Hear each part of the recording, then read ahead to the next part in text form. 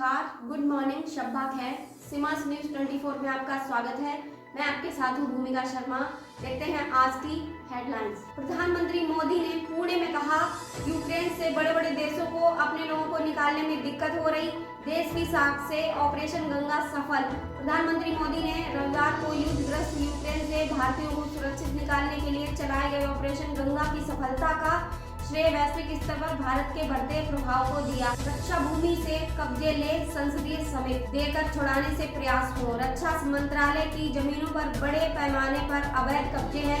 तमाम प्रयासों के बावजूद सरकार उनको खाली करा पाने में असफल रही है। इसकी एक वजह तमाम मामलों का कोर्ट में लंबित होना भी है। सरकार अपने तरीके से समस्या का समाधान करने के लिए प्रयासरत है। खीरी में तालाब में गिरी कार, 2 सगे भाइयों समेत 4 अन्य की मौत। लखीमपुर से मोहम्मदी हाईवे पर जा रही एक कार का पहिया निकल गया।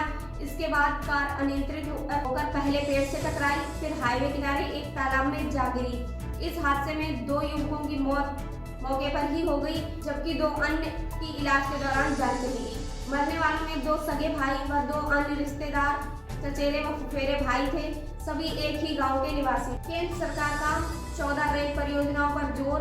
कोयले की ऊंची कीमतों से घरेलू स्तर पर कोयला परिवहन के लिए रेलवे पर दबाव बढ़ने की आशंका से सरकार रेल बुनियादी ढांचे को मजबूत करने और ईंधन से तीव्र परिवहन के लिए 14 महत्वपूर्ण कोयला निवासी रेल परियोजनाएं चालू करने पर जोर दे रही है।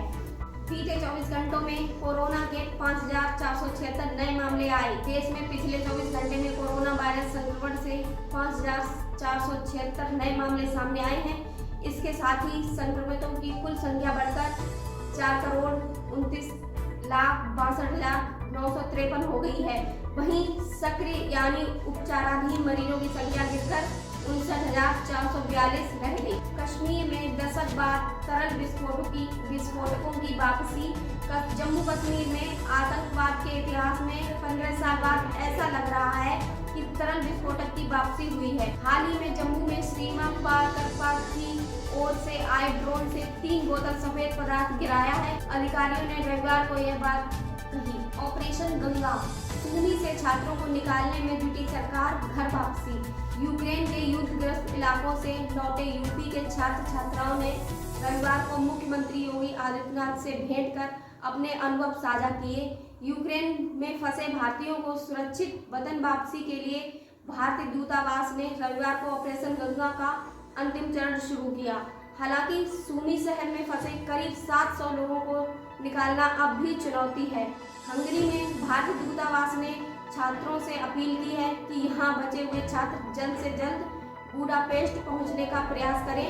वहाँ एक नियंत्रण कक्ष स्थापित किया गया है। राष्ट्रपति कोविंद का कार्यक्रम 24 जुलाई को समाप्त होगा।